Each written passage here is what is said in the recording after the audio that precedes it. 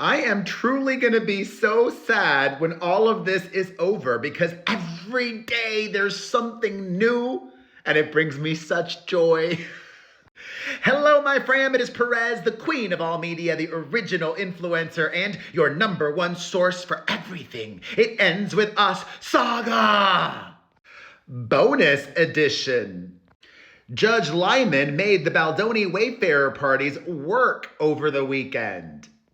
On Friday, Bleak Barbie's legal team submitted a redacted motion for a protective order and arguing that the judge should force Justin and his legal team to do everything that she wants in terms of her upcoming deposition. Team Baldoni wanted to hold her deposition scheduled for this Thursday at 9 a.m. Eastern at their lawyer's office. But the expert extortionist legal team said, no! We need to dictate the where and control everything for her safety. As if having it at his lawyer's office would be unsafe. Come on, she doesn't just have a bodyguard. She has a full-on security detail. A team. So the judge did not rule on her requests, instead told the Wayfarer parties to respond by today. And they just did. And it's juicy, juicy, juicy. Now listen, I am team the truth. I believe Justin, but do you have to fight her on everything? I personally don't think it makes a big difference whatsoever to have it where they request, which we know where they want to hold it. And actually, they kind of tell the world in their response to the judge without explicitly saying where. In today's letter, it says, Dear Judge Lyman, defendants, collectively the Wayfarer parties, oppose Blake Lively's motion for a protective order precluding her deposition at the Manhattan office of the Wayfarer parties' counsel, Mr. Seelig and Fine, MSF, as noticed, and directing that it occurs at a location of her choosing. The motion, a masterclass in hyperbole, should be denied. Lively relies solely on inapplicable authority and unsupported accusations about opposing counsel, Brian Friedman, and their motives. Lively does not present a single fact to support her allegations of a plot, in quotes, to use the deposition as a publicity stunt. Lively is a plaintiff who has hurled serious allegations of misconduct against the Wayfarer parties. Like all defendants, the Wayfarer parties are entitled to depose Lively to develop evidence crucial to their defense. They are also entitled to choose the location of the deposition, which they did. I didn't know that, but citing case law here, it says the party noticing a deposition usually has the right to choose the location. That word usually is very important. And you know who made that ruling? Judge Lyman. He said that. They cited him in their own letter to him. From just this year, that was in January of 2025. Love it. Well played. So if the judge is going to listen to the judge, then he should grant the Wayfarer's request to not have the deposition where they want. Keep it as scheduled at the Baldoni Wayfarer's legal team's office. The letter continues. The presumption in favor of the location selected by the noticing party may only be rebutted by a showing that the circumstances weigh against the designated location. Lively fails to rebut the presumption. Mere speculation of an ulterior motive rather than a legitimate need for the plaintiff's deposition is insufficient.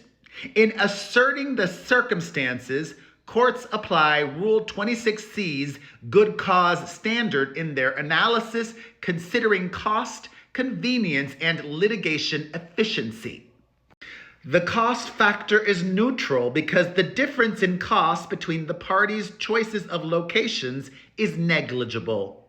As Lively notes, the locations at issue are a mere mile apart. Quote, the convenience factor involves consideration of the convenience of counsel where the witnesses are located and the extent to which travel would disrupt the witnesses' affairs. This factor favors the Wayfarer parties. Lively resides in Manhattan and hence travel will not disrupt her affairs. Litigation efficiency strongly favors the Wayfarer parties. The relevant records are voluminous, over 21,000 documents and 200,000 pages, and the Wayfarer parties' counsel may well need to access, print, copy, and mark additional documents during the examination.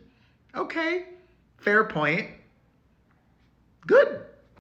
In other words, the resources necessary to effectively examine Lively are available at MSF, not the location that Lively proposes. Moreover, during breaks, the Wayfarer party's counsel will want to confer with co-counsel present in the office, but not in the deposition room. These routine situations are why the noticing party presumptively has the right to choose the location of the deposition, a fact that Lively's counsel does not refute.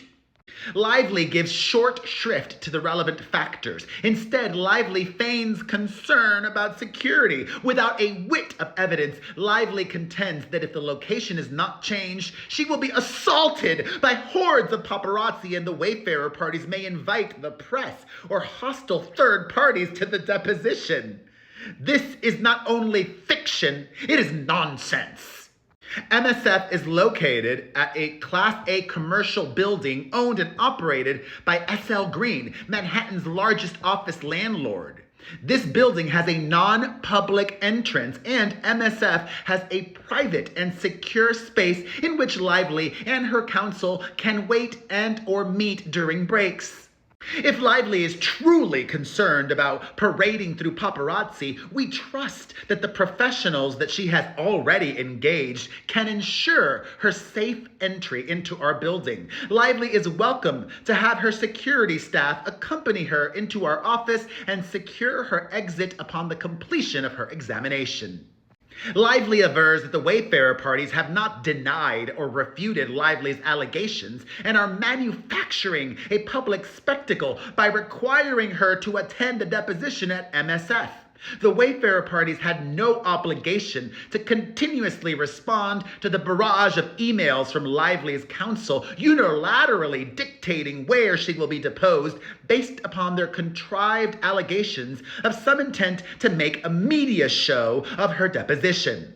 It is not the Wayfarer party's burden to defend their chosen location. It is Lively's burden to rebut the presumption that the chosen location is proper. Further, the Wayfarer parties were not obligated to identify those who would be attending the deposition a week in advance, as she demanded. In a footnote, they say the attendees will include counsel and potentially one or more Wayfarer parties. It is ironic that Lively alleges that the Wayfarer parties are trying to generate press interest in her deposition, given that she tirelessly ensured that the New York Times widely publicized her allegations and that her representatives provided a self-serving quote to the media about the motion. Although Lively's foot stomping and her use of her celebrity status may have enabled her to seize control of the film, which is the crux of this dispute, her counsel's tantrum has no place in this court. That's a little bit of an exaggeration, hyperbole. Lively is bound by the federal rules of civil procedure like every litigant and is not entitled to preferential treatment, especially to the prejudice of the Wayfarer parties. All right.